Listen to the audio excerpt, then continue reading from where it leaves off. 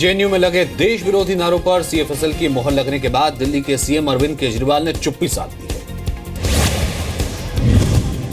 अरविंद केजरीवाल से सीएफएसएल की रिपोर्ट को लेकर जी न्यूज ने बार बार सवाल पूछा, लेकिन वो बिना कुछ बोले वहां से निकल गए। जेएनयू मामले में जो रिपोर्ट है, वीडियो है, उसको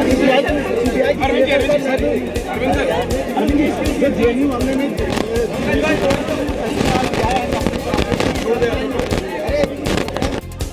केजरीवाल ही नहीं बल्कि उनके मंत्री भी जानकारी नहीं होने का हवाला देकर सवालों से कन्नी काट गए।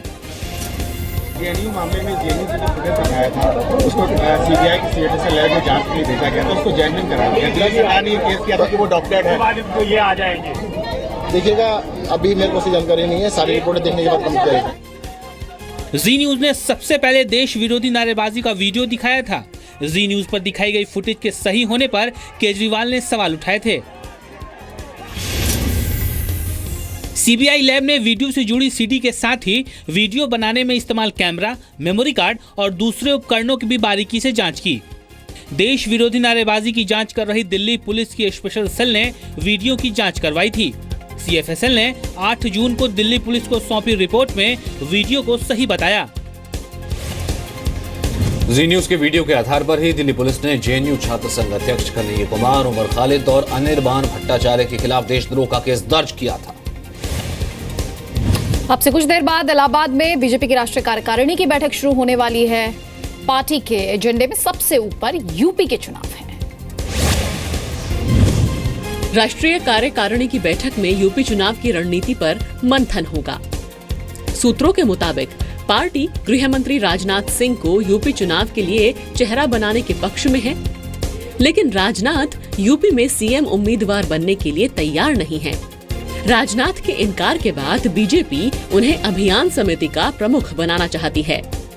राजनाथ अभियान समिति का प्रमुख बनने के लिए भी तैयार नहीं है। अब बीजेपी यूपी चुनाव में नेता चुनने के लिए फरवरी 2017 से पहले 4 सर्वे कराएगी। विधानसभा क्षेत्र के हिसाब से ये सर्वे कराए जाएंगे। उम्मीदवारों का चयन भी सर्वे के आधार पर होगा। इस बैठक में ये सब चर्चाएं नहीं होती, ये विशुद्ध रूप से मैंने इसका एजेंडा बताया है। इस विषय पर इस कार्य समिति में कोई चर्चा नहीं है। भारतीय जनता पार्टी तय करती है राष्ट्रीय अध्यक्ष, प्रधानमंत्री जी कौन चेहरा होंगे। पहली बार इलाहाबाद में बीजेपी कार्यकारिणी की बैठक हो रही है। कार्यकारिणी के करीब 330 सदस्य बैठक में शामिल होंगे। बैठक में पीएम मोदी के अलावा बीजेपी शासित सभी 9 राज्यों के मुख्यमंत्री शामिल हो रहे हैं। कार्यकारिणी की बैठक में राजनीतिक, आर्थिक और विदेश मामलों पर प्रस्ताव पास होंगे। यूपी के अलावा पंजाब, उत्तराखंड और गोवा के विधानसभा चुनाव पर भी चर्चा होगी। बीजेपी कार्यकारिणी की बैठक खत्म होने के बाद कल शाम प्रधानमंत्री मोदी एक रैली को भी संबोधित करेंगे। उत्तर प्रदेश के कैराना में हिंदुओं के पलायन पर जी न्यूज की खबर के बाद यूपी सरकार हरकत में आई है। पलायन करने वाले लोगों का वेरिफिकेशन शुरू किया गया है। डीएम और एसपी के निर्देश पर सीओ और एसडीएम के नेतृत्व में पलायन करने वाले लोगों का वेरिफिकेशन कराया जा रहा है। प्रशासन की टीम पलायन करने वाले लोगों के पड़ोसियों से जानकारी जुटा रही है। ये भी पता लगाया जा रहा है कि पलायन करने वाले लोगों को किसी ने धमकी दी थी या नहीं, या उनका किसी के साथ झगड़ा तो नहीं हुआ था। बीजेपी ने 15 जून को 9 सदस्यों की एक टीम भेजकर पूरे मामले की जांच कराने का फैसला किया है।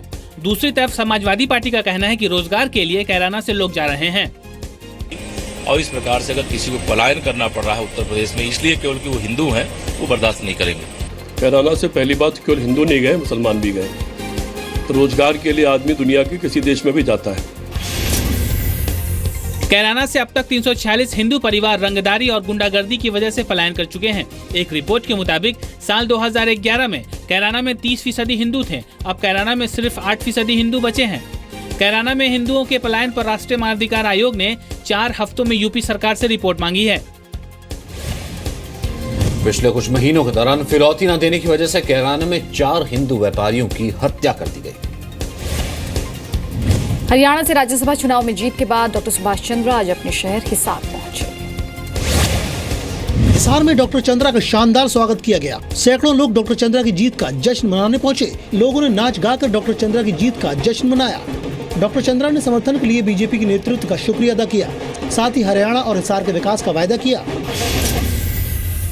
भारतीय जनता पार्टी का नेतृत्व जो है ये पिछले 11 दिनों में मेरे साथ बिल्कुल सॉलिड रॉक की तरह से खड़ा रहा और इसलिए आप जीत के आए हैं। हरियाणा प्रदेश की तो जो बेहतरी के लिए काम करूंगा ही करूंगा पार्लियामेंट में बैठ के, बाकी हिसार का विशेष करके करूंगा। हरियाणा में राज्यसभा की 2 सीटों के लिए 3 उम्मीदवार थे। निर्दलीय उम्मीदवार डॉक्टर सुभाष चंद्रा को बीजेपी का समर्थन हासिल था। डॉक्टर सुभाष चंद्रा का मुकाबला निर्दलीय उम्मीदवार RK आनंद से था। आनंद को INLD और कांग्रेस ने समर्थन दिया। राज्यसभा चुनाव के दौरान कांग्रेस के 14 विधायकों के वोट अवैध घोषित किए गए। डॉक्टर सुभाष चंद्रा के अलावा केंद्रीय मंत्री चौधरी बीरेंद्र सिंह हरियाणा से राज्यसभा चुनाव जीतने वाले दूसरे नेता हैं। दिल्ली में 84 के सिख दंगों के दौरान 75 केस की बंद फाइलें फिर से जांच के लिए खुलेंगी। सिख विरोधी दंगों में 237 केस गवाहों के नहीं होने या सबूतों की कमी के कारण बंद कर दिए गए थे। अब दंगों की जांच के लिए बनाई गई स्पेशल इन्वेस्टिगेशन टीम ने करीब 1/3 केस की जांच फिर से शुरू करने का फैसला किया है। कोई ना कोई ऐसी एजेंसी जो दिल्ली से इन्वॉल्व नहीं है, चाहे दूसरी स्टेट की पुलिस हो या कोई सेंट्रल एजेंसी ऐसी हो जो इसकी इन्वेस्टिगेशन करे। वही उसी तरह का ड्रामा जो पहले 32 साल से करते आए हैं वही इस बार फिर ना कहीं हो। 31 अक्टूबर 1984 को तत्कालीन प्रधानमंत्री इंदिरा गांधी की हत्या के बाद देश के कई हिस्सों में सिख विरोधी दंगे हुए। सिख विरोधी दंगों के दौरान देश भर में 3000 से ज्यादा लोगों की मौत हुई। सिर्फ दिल्ली में 2700 से ज्यादा लोगों की मौत हुई। फरवरी 2015 में मोदी सरकार ने सिख दंगों की जांच के लिए SIT का गठन किया था। SIT जिन मामलों की फिर से जांच करेगी उसके बारे में बाकायदा विज्ञापन जारी होगा। पीड़ितों और गवाहों से जांच में मदद की अपील की जाएगी। दिल्ली के एक रेस्टोरेंट से गरीब बच्चों को बाहर कर दिया गया। देहरादून की रहने वाली सोनाली शेट्टी कुछ गरीब बच्चों को खाना खिलाने कनॉट प्लेस के शिव सागर रेस्टोरेंट लाई थी, लेकिन रेस्टोरेंट ने गरीब बच्चों को खाना खिलाने से इनकार कर दिया। काफी देर तक बहस चली, लेकिन रेस्टोरेंट गरीब बच्चों को खाना खिलाने के लिए तैयार नहीं हुआ। विरोध में सोनाली रेस्टोरेंट के बाहर धरने पर बैठ गयी। रेस्टोरेंट अपने रवैये पर कायम है। दिल्ली सरकार ने जांच के आदेश दिए हैं।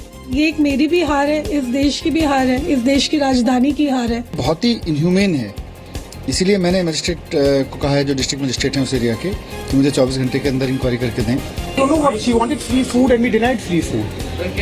सोनाली शेट्टी शनिवार शाम अपने पति का बर्थडे मनाने रेस्टोरेंट पहुंची थी। रेस्टोरेंट के बाहर कुछ गरीब बच्चों ने खाना खिलाने की गुहार लगाई। सोनाली बच्चों को खाना खिलाने के लिए तैयार हो गयी। रेस्टोरेंट ने राइट टू एडमिशन रिजर्व का हवाला देकर बच्चों को रेस्टोरेंट से बाहर कर दिया। सोनाली शेट्टी के मुताबिक 100 नंबर पर कॉल करने के बावजूद पुलिस ने कोई मदद नहीं की। सोनाली शेट्टी आज फिर 17-18 गरीब बच्चों को साथ लेकर शिवसागर रेस्टोरेंट में खाना खाने के लिए जाएंगी। अमेरिका में फ्लोरिडा के एक गे नाइट क्लब में फायरिंग में कई लोगों के मारे जाने की आशंका है। पुलिस ने हमलावर को मार गिराया। ऑरलैंडो शहर के पर्ल्स नाइट क्लब में पहुंचे अज्ञात हमलावर ने अचानक अंधाधुंध फायरिंग शुरू कर दी। फायरिंग के बाद रेस्टोरेंट में हड़कंप मच गया। हर कोई जान बचाने के लिए भागने लगा। हमलावर ने कुछ लोगों को बंधक बनाया था और अपनी कमर में विस्फोटक भी बांधा था। बम निरोधक दस्ते और सुरक्षा बलों ने मौके पर पहुंचकर मोर्चा संभाला। फ्लोरिडा के समय के मुताबिक रात 2 बजे रेस्टोरेंट में फायरिंग शुरू हुई। हमले के वक्त रेस्टोरेंट में 100 से ज्यादा लोग मौजूद थे। LGBT कम्युनिटी के लोग क्लब में प्राइड मंथ सेलिब्रेट कर रहे थे। पुलिस ने हमलावर की ओर से करीब 40 राउंड फायरिंग की बात कही है। कई लोगों के घायल होने की पुष्टि भी है इसमें। मध्य प्रदेश के दमोह में अस्पताल की बदइंतजामी से डीएम की मां की मौत हो गई। शुक्रवार सुबह डीएम श्रीनिवास शर्मा की मां शांति देवी को दिल का दौरा पड़ा। जिला अस्पताल में इलाज का अच्छा इंतजाम नहीं होने की वजह से उन्हें इलाज के लिए जबलपुर ले जाया जाना था, लेकिन वक्त पर वेंटिलेटर वाली एम्बुलेंस नहीं मिली। साधारण एम्बुलेंस से जबलपुर से ले जाते वक्त रास्ते में ही डीएम की मां का निधन हो गया। जबलपुर ले जा रहे थे, उसके बाद वहाँ तबीयत उनकी फिर से खराब हुई तो वहीं निधन हुआ। लेकिन हाँ, अब इन चीज़ों का सभी व्यवस्थाओं का भविष्य में सबक लेते हुए ध्यान रखा जाएगा। जिला अस्पताल में बद इंतजामी की पोल खुलने के बाद हड़कंप मचा हुआ है। जिला अस्पताल के सिविल सर्जन समेत कई डॉक्टर छुट्टी पर चले गए हैं। दमोह के जिला अस्पताल में ICU की सुविधा नहीं है। दमोह के जिला अस्पताल में डॉक्टरों की कुछ पोस्ट भी खाली हैं। दमोह जिले में सिर्फ एक सरकारी एम्बुलेंस में वेंटिलेटर की सुविधा है, लेकिन बीते 4 महीनों से वेंटिलेटर चालू हालत में नहीं है। जिला अस्पताल में जो दिक्कत डीएम साहब को झेलनी पड़ी, वैसी परेशानी आम लोग रोज महसूस करते हैं। मामला डीएम से जुड़ा होने की वजह से अब अस्पताल वेंटिलेटर जल्द ठीक करवाने की बात कर रहा है। आईटी में दाखिले के लिए होने वाली एंट्रेंस परीक्षा जी एडवांस के नतीजों का ऐलान हो गया है। टॉप 3 में 2 छात्र जयपुर के। जयपुर के अमन बंसल ने टॉप किया है, वहीं जयपुर के ही कुणाल गोयल तीसरे नंबर पर हैं। अमन बंसल को कुल 372 मार्क्स मिले हैं। बहुत ही अच्छा लग रहा है, अभी तक विश्वास ही नहीं हो रहा है कि यार बन पाए। आखिर इतनी मेहनत करी थी, आज फाइनली सफल हो गई। 11th में अपनी प्रिपरेशन स्टार्ट की थी, मुझे बिल्कुल भी एक्सपेक्टेड नहीं था कि मेरी 3rd रैंक आएगी। मैंने टॉप 100 में एक्सपेक्ट की थी, लेकिन अभी 3rd रैंक आई है, मुझे बहुत खुशी है इस बारे में। IIT जी की परीक्षा में 1,55,948 छात्र शामिल हुए थे। 36,566 स्टूडेंट्स ने परीक्षा में क्वालिफाई किया है। क्वालिफाई करने वालों में 31,996 छात्र और 4,570 छात्राएं हैं। राजस्थान के कोटा की रिया सिंह लड़कियों में टॉपर हैं। आईटी के साथ जोन में से सबसे ज्यादा मुंबई जोन में 8,810 स्टूडेंट्स ने क्वालिफाई किया है।